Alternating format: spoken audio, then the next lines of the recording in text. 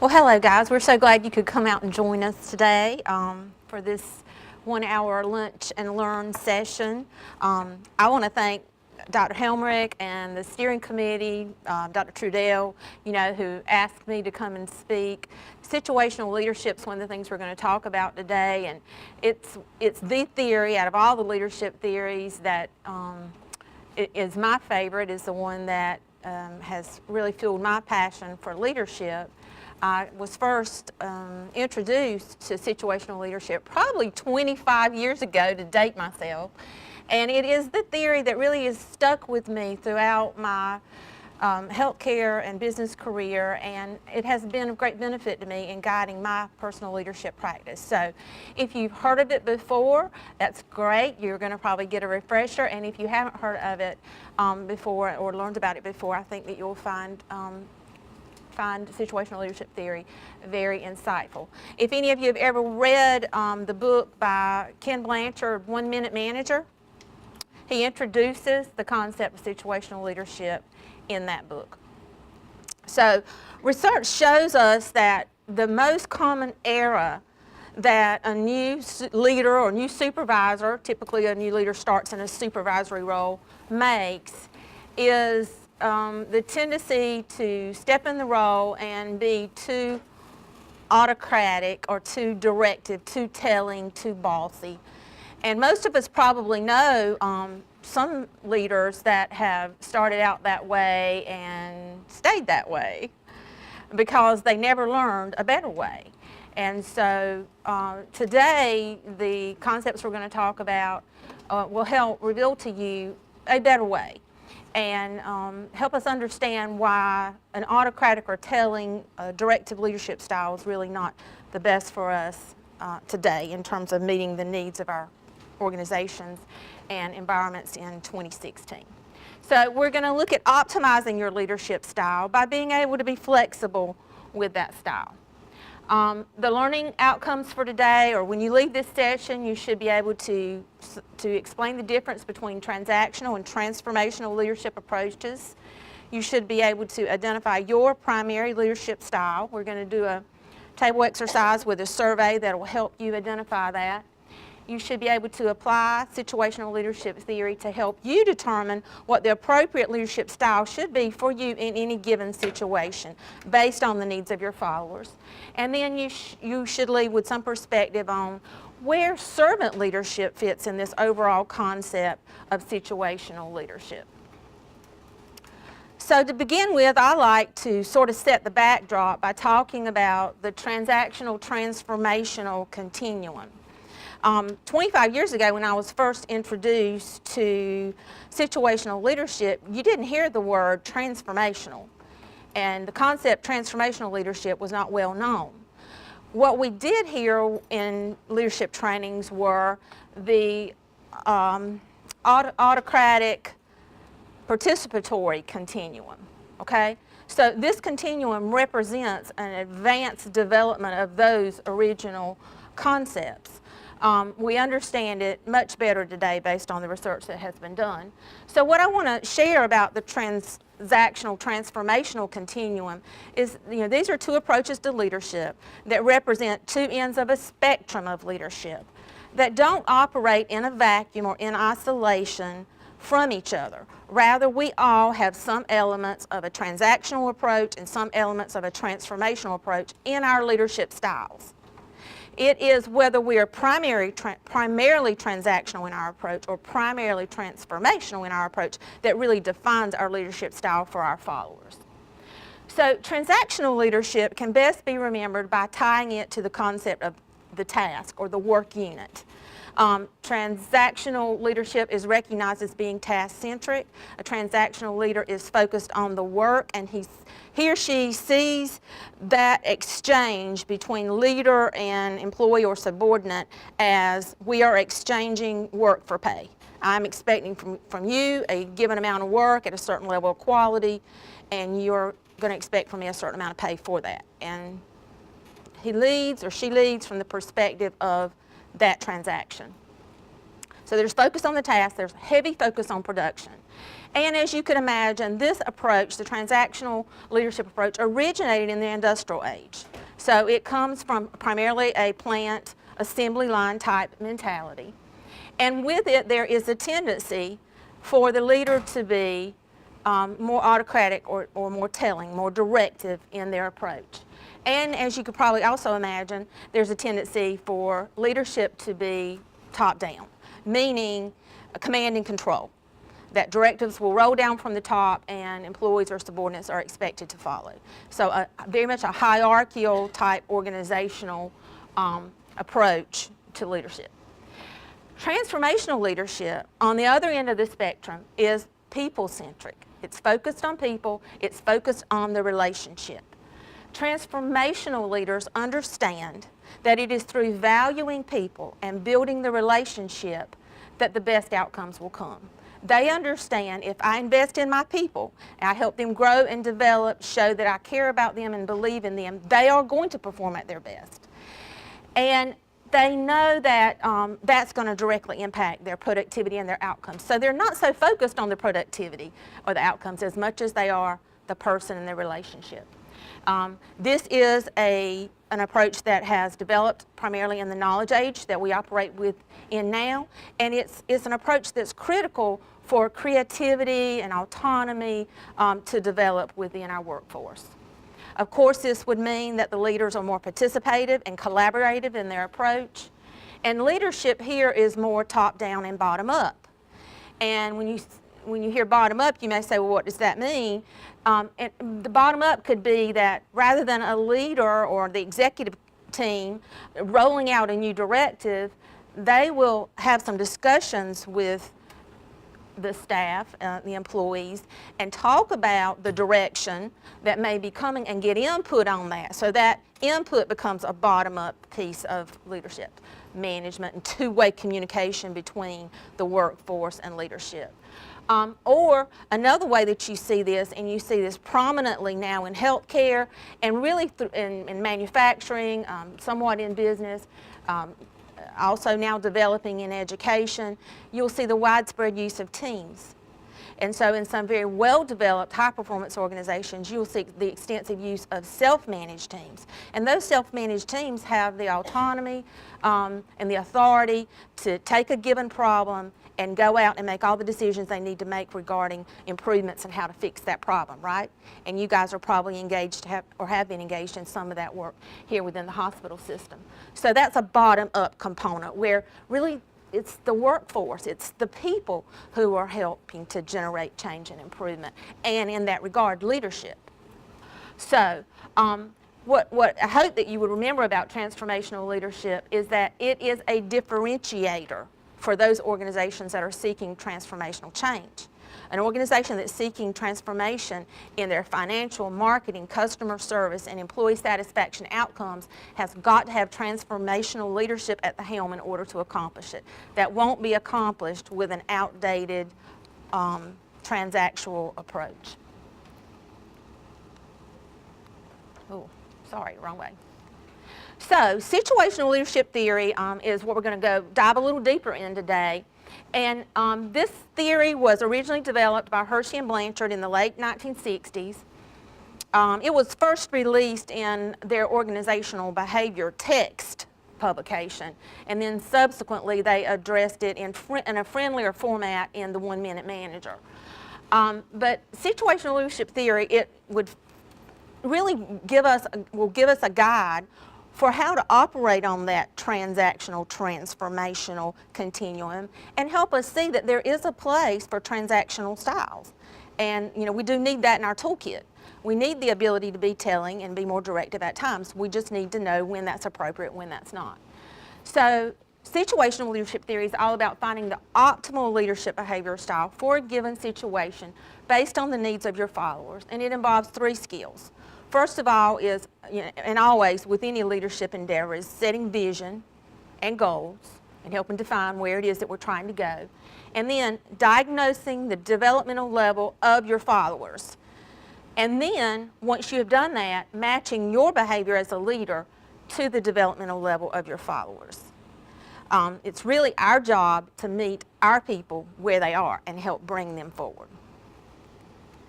So there are 4 different styles of leadership that the authors have defined in situational leadership. The first is directing, which is the more autocratic, telling leadership style. In this case, the leader is setting the direction on goals and giving the task, allocating the task.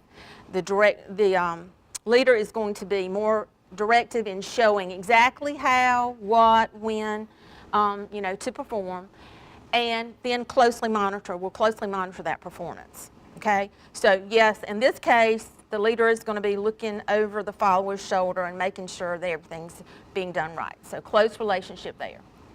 In the coaching style, this is a more selling style. The leader still sets the direction and the goals, but here they're going to explain why, and they're going to seek involvement from the employee and input from the employee, and it'll be a little more collaborative. In the supporting style, also known as the participating style, the leader will set direction, and the leader and follower together will make decisions. So in this style, the leader becomes more the facilitator in the relationship. And then in the fourth and most advanced style, delegating, the leader really assumes more of I don't want to use the term laissez-faire because it's got some bad press, that it's too hands-off, but it would be somewhat akin to a more hands-off leadership approach where the leader makes, the individual, the follower, is making most of the decisions about what, how, and when. And a good example would be your process improvement teams that are given a charter or a goal and said, okay, now you go figure out how to best do this. And the leader then shows value for the work of that individual or group and supports that individual group and helps them continue in their growth, provides advisement as needed, but is really hands-off, really gives the individual the rope to go and do their job. And the figuring out of how to do that job then rests with the individual. So what we're going to do now is, I think we have some copies for you to do a little table exercise, and this will be an individual exercise where you each assess your primary leadership style. And you're going to be completing this survey. I think it's about 12 questions. That's what I was going to ask you. Were there 7 or 12? Some highlights and Okay. some observations. Okay, so guys, anybody want to share? Was this typical? How many of you have done a leadership assessment before? Yes. Okay, so a good number. And was this consistent with what you've seen before? What you were expecting? Anybody get any surprises? Okay, good. It depends on what you're working on at the time. If you're heavily involved in projects at one point, taking this, your answers could vary slightly.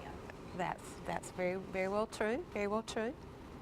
Any other insights or comments? Did you find from your tables that some of this has to do with the kind of employees you have? Did you feel that way? If you felt that way, you've got to lead in on situational leadership. So I did notice that someone over here said, they didn't feel like they were a delegator. And I wondered when you made that comment, what the status of those that work with you or under you is. Because if you have mostly new employees, then they may not be ready for you to delegate to them. So definitely, Dr. Helmick is absolutely right. That makes all the difference. In fact, that is what makes the difference.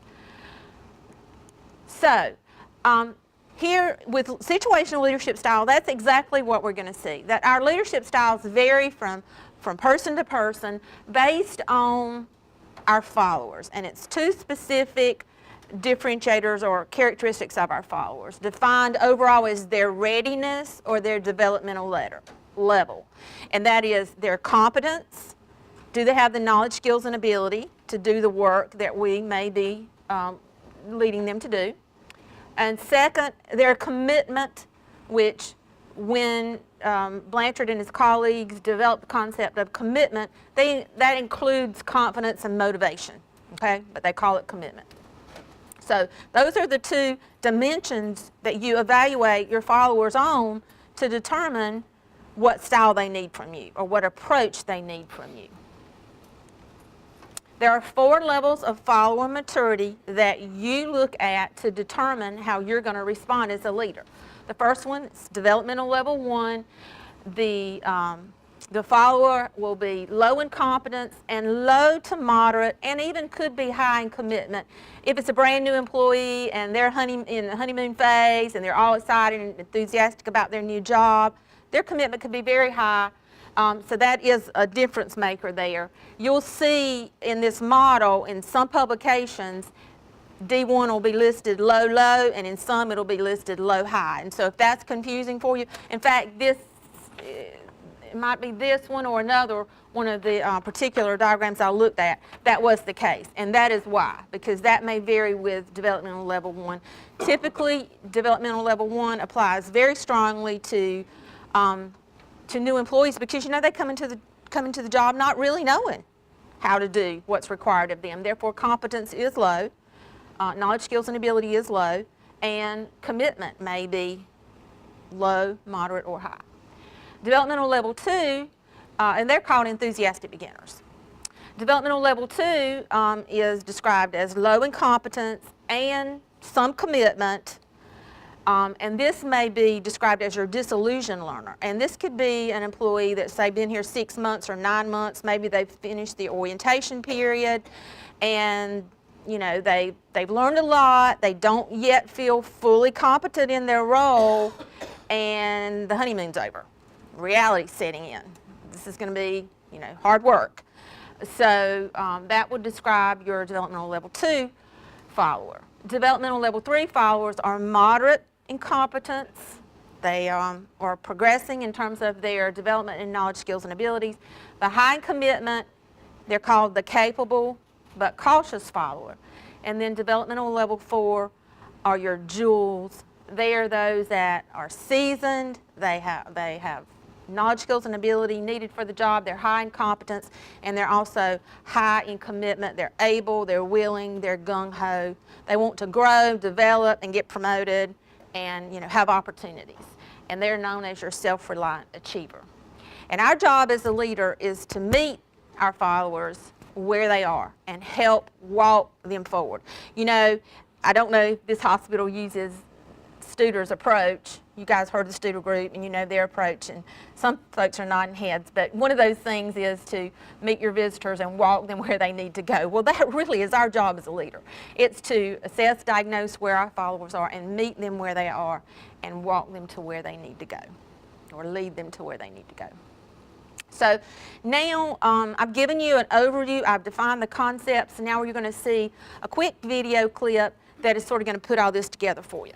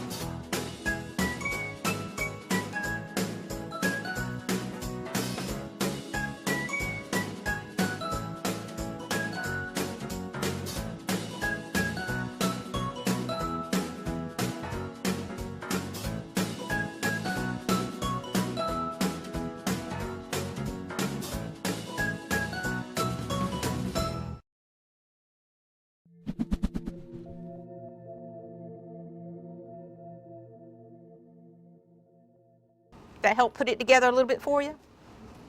Okay, great. All right, so now you're going to work at your table for just a minute. This will be like a 2-minute exercise. And you each table's going to have a scenario.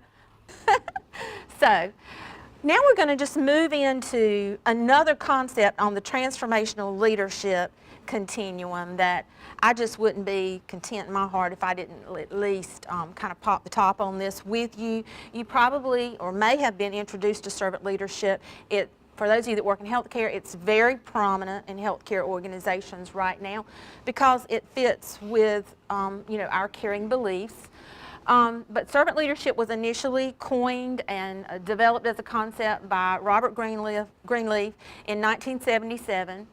And I see transformational leadership as, we talked about transactional leadership being task-centric and transformational leadership being people-centric, and transformational leadership with a focus on service, which is what servant leadership is service-centric. Okay, the focus is on serving and serving others. So it really all then starts with the heart. So servant leaders are leaders that recognize the best leadership starts from within. And they see their role as a leader beyond the job of a leader. They see it as a calling and a commitment. And you know many of those types of leaders. We know typical leadership training and development will teach us styles and behaviors to help us optimize our leadership effectiveness.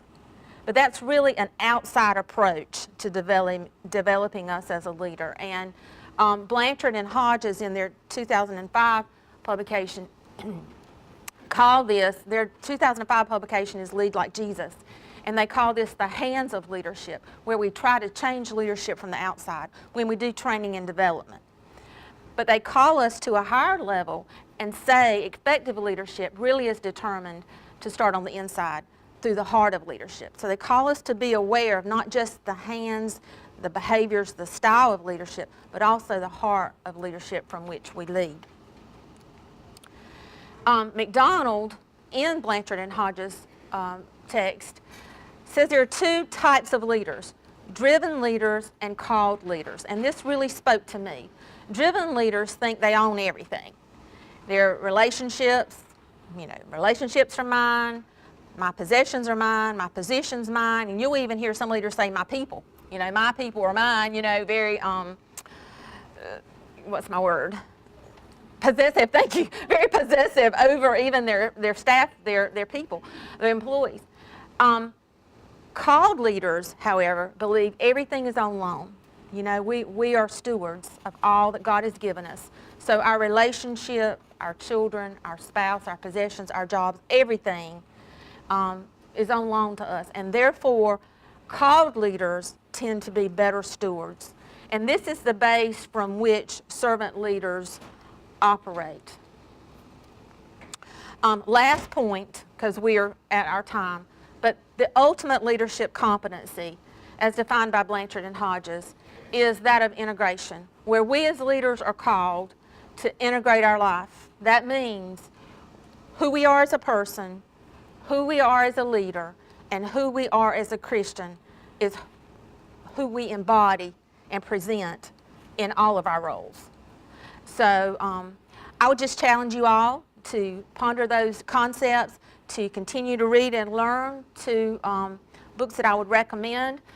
Leadership and the 1 Minute Manager is Dr. Ken Blanchard's more recent publication, where he takes you through, using a scenario story type format, the whole situational leadership theory concepts.